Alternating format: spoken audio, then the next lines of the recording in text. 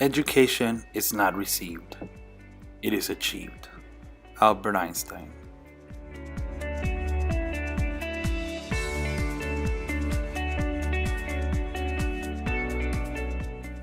Oftentimes, when we think of educational technology, we think about computers, the internet, interactive websites or software, virtual worlds, augmented reality, and artificial intelligence.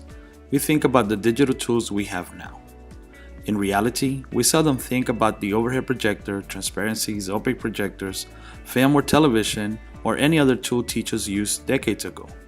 However, as we explore educational technology, it is important for us to look at some of the instructional design models that guide educational technology, or education in general.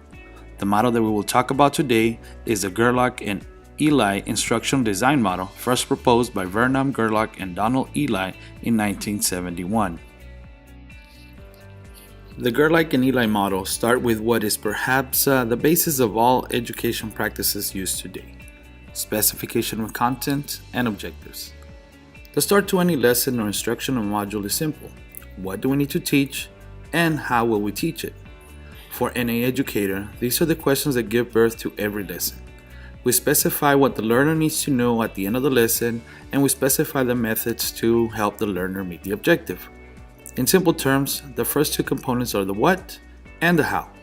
Though some design models have specific starting points, in the Gerlach and Ely model, step 1 and 2 can be performed simultaneously or in no particular order. The third step or element is extremely essential in the development of the lesson. It is performing an assessment of entering behavior or pretest. This is a vital step because of the fact that it provides valuable data for the instructor. It provides a picture of the learner's previous knowledge or skill level, and this can help the teacher focus on what is really important and allows him or her to focus on the area of greatest need. The following elements can be described as interdependent. During the next 5 steps, the whole learning process is outlined, and each step can really be performed at any point. For purposes of this video, we will begin with determination of strategy. At this step, the teacher decides what the best approach to teach the lesson is. Should it be a direct lecture? Should it be inquiry-based learning? Is it an individual or audiovisual presentation? At this point, the teacher decides how he or she will deliver the instruction.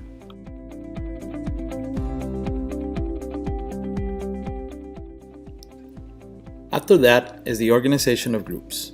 In this step, the teacher decides if it is better for students to learn on their own or if interaction among students is more beneficial.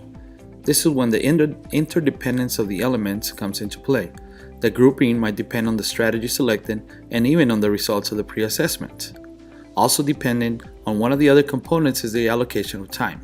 Because curriculum guides usually dictate the amount of time available to teach a concept and meet an objective, it is important for the teacher to allow enough time for the entire lesson to take place.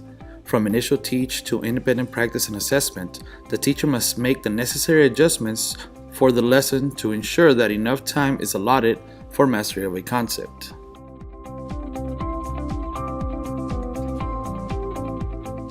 As the grouping is determined, the space available must be taken into consideration as well. If the strategy used calls for interaction and different grouping configurations, then more space is necessary. At this point, the teacher must consider the needs of a larger group versus smaller groups. The fifth and final element of this section is the selection of resources. This is almost entirely based on the learner's needs. Media should be selected to help the learner meet the objective. It is for students' sake, not for media's sake. It is important to note that Gerlach and Ely differentiate between learner resources and instructional materials. Materials do not become resources until there is a meaningful context for their use. These resources might include still images, video or motion pictures, models and simulations, and computer-assisted instruction. After the lesson is delivered, there must be an evaluation of performance. 2 questions to ask at this time are: 1. Did students meet the specified objectives? And 2. How did the predetermined elements such as time, grouping, strategies, and resources impact learning? However, simply assessing the student's performance is not enough. One must then analyze the data obtained from the assessment and make adjustments if necessary. If students met the objective or not, and learned the content or not, then the teacher must analyze the instructional techniques and the approach. At this point, the teacher looks at what worked well and what didn't. In fact, Gerlach and Ely stated that feedback is at the heart of the design process. As with any design, product, or practice, the Gerlach and Ely model also has minor flaws. Some might think that it may not be the best model to follow when dealing with complex content or instruction that includes more than one topic or subject area. It may not be the best model for corporate training either. It does not fully line up with EDTC because it is missing the design task inventory and performance objectives. Perhaps the strongest argument against it is that it tends to be teacher-directed. Unfortunately, in current times, the trend is for instruction to be student-centered. Fortunately, the Gerlach and Ely model also have major advantages. It works well with most teaching models used today.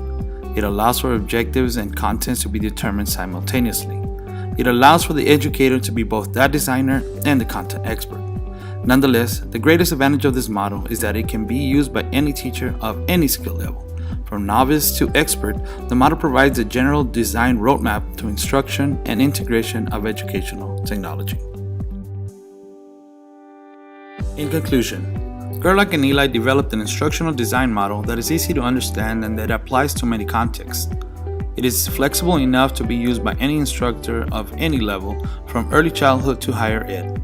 It allows for restructuring of the process and offers the necessary elements to ensure that both students and teachers are successful. And although it was a model that was developed more than 4 decades ago, that simply goes to show that the Gerlach and Ely instructional design model has withstood the test of time.